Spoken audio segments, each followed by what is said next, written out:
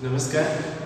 Myself, Dr. Sneh Kumar Mishran, Department of Sociology and Social Work, Bharati Vishwavidyalaya, Durg, Chhattisgarh. Welcomes you all in today's lecture of research and methodology. Today we will discuss on this topic of procedure of case study method part 2. In our previous lecture, we have discussed about its part 1 and see the first initial stages of the procedure of case study method. In today's lecture, we will see the other rest stages of case study methods process. So, in today's lecture, we will highlighting on these subtitles. So, in the process to understand the procedure of case study, we will discuss on events and their determining factor. The second phase. In second phase, we will discuss about events and their determining factors. Under this title, we have to discuss these stages. The first stage is course of events. Course of events. Another is determining factors. Determining factors. And the last is analysis and conclusion. Analysis and conclusion. So, first we will discuss in English and then discuss also in Hindi and trying to understand this topic. So, in second phase, we have to discuss about what are the social events and their determining factors in case study method. So, if we are using the case study method to clarify and to justify our research topic, in this manner, we have to discuss about the second part, what are the social events and how we can choose our determining factors which can clarify our objectives of research in case study method. So, we have to follow these steps. First, we have to choose the social events and we know in case study method how to choose a social event. We can choose any social incident in particular which we are trying to discuss and study it in a deep and wholesome study. So, any social event which we are trying to study, a wholesome study, a deep and minute study. So, we can choose this kind of social event or a person or a small group or any institution which we want to study wholly and completely. So, we can choose this kind of social events and social unit. We can say the social unit. So, the social unit which we have chosen as the events, we have to clarify and determine its factors.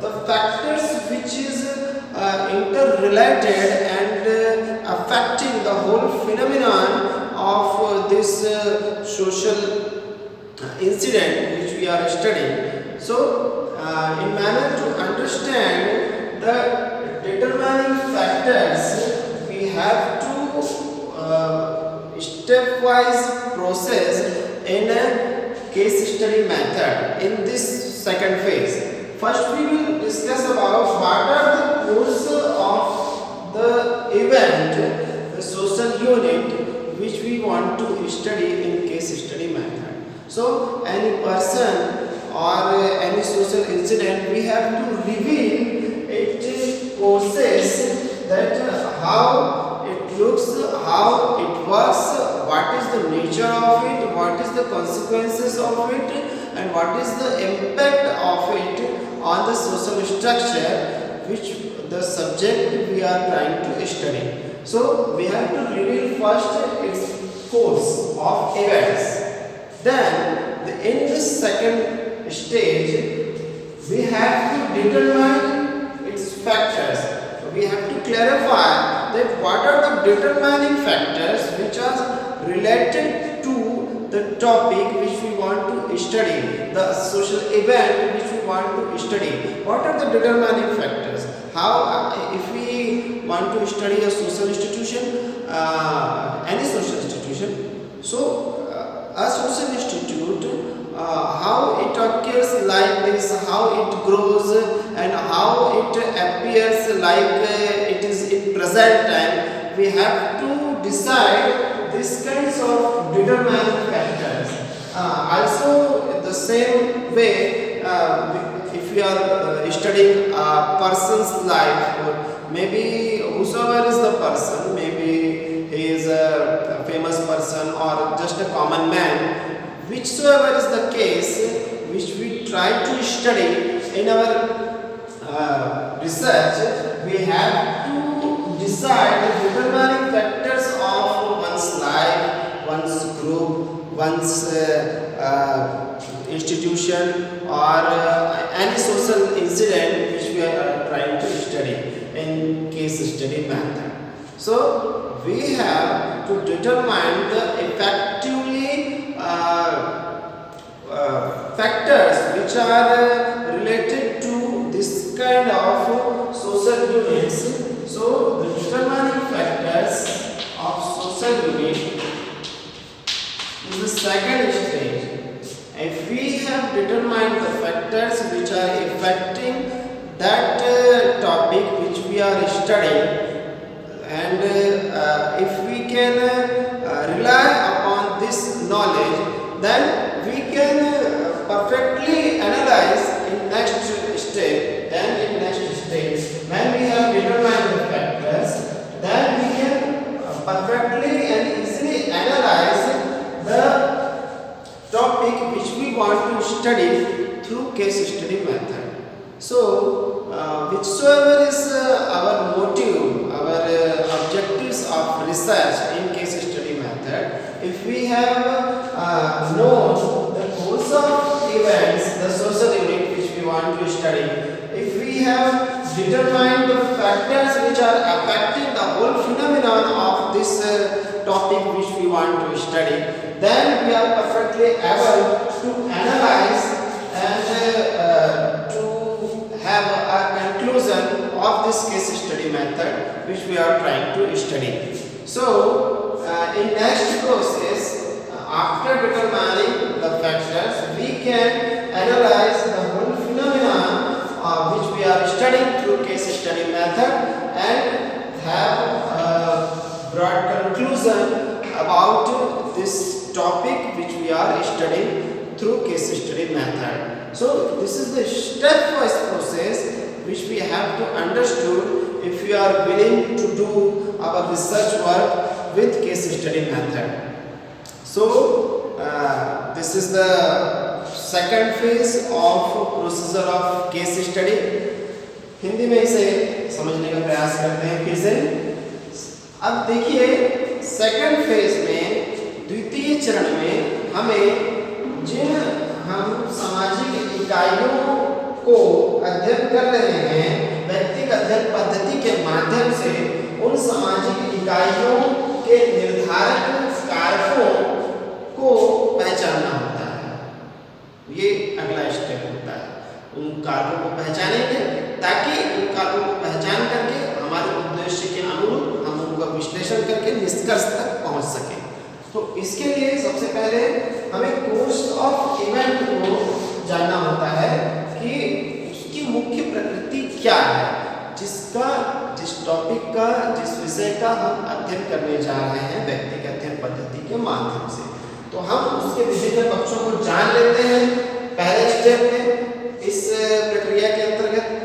उसके पश्चात जब हम उसके विभिन्न पक्षों से भली भांति अवगत हो जाते हैं, पहचान लेते हैं, तत्पश्चात जो डिटरमाइनिंग फैक्टर्स हैं, निर्धारक कारक हैं, उस टॉपिक से संबंधित, उस विषय से संबंधित, उस समस्या से संबंधित, समाज की उस इकाई से संबंधित जिसका कि हम व्यक्तिगत अध्ययन पद्धति के द्वारा अध्ययन करने जा रहे हैं, तो उन डिटरमाइनिंग फैक्टर्स को हम हाईलाइट करने का प्रयास करते हैं. So we have to highlight those determining factors which are affecting the whole phenomenon which we are studying in our case study method. तो व्यक्तिगत अध्ययन पद्धति के अंतर्गत हम निर्धारक कारकों को देखते हैं, उनकी पहचान करते हैं, उनका अध्ययन करते हैं, और जब हम उन महत्वपूर्ण निर्धारक कारकों को पहचान लेते हैं, उनका अध्ययन कर लेते हैं, उसके पश्चात हम आसानी से अगले चरण में उनका विश्लेषण कर सकते हैं। और गहराई से और संपूर्ण अध्ययन जब हमने किसी सामाजिक इकाई का किया हुआ है व्यक्तिगत अध्ययन पद्धति की प्रक्रिया के द्वारा, प्रोसीजर के द्वारा, उसके पश्चात उसका विश्लेषण करना आसान हो जाता है, और विश्लेषण करने के पश्चात हम निष्कर्ष तक पहुंच पाते हैं।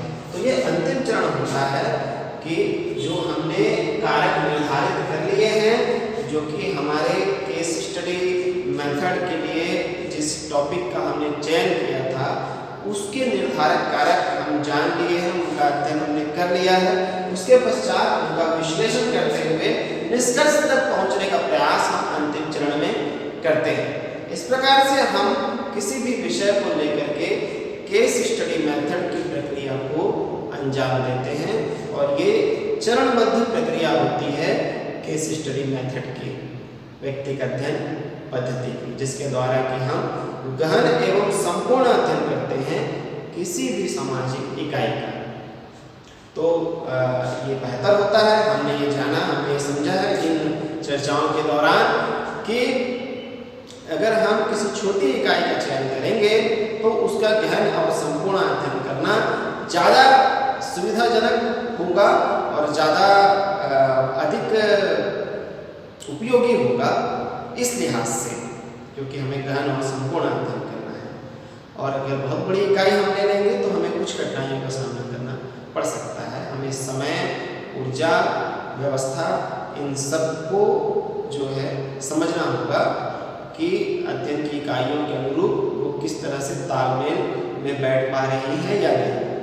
तो ये थी आज की कक्षा, जिसमें हमने पार्ट 2 देखा, दूसरा भाग देखा व्यक्तिगत अध्ययन की प्रक्रिया। अगले लेक्चर में किसी और महत्वपूर्ण विषय के साथ हम अपनी चर्चा को आगे बढ़ाएंगे। आज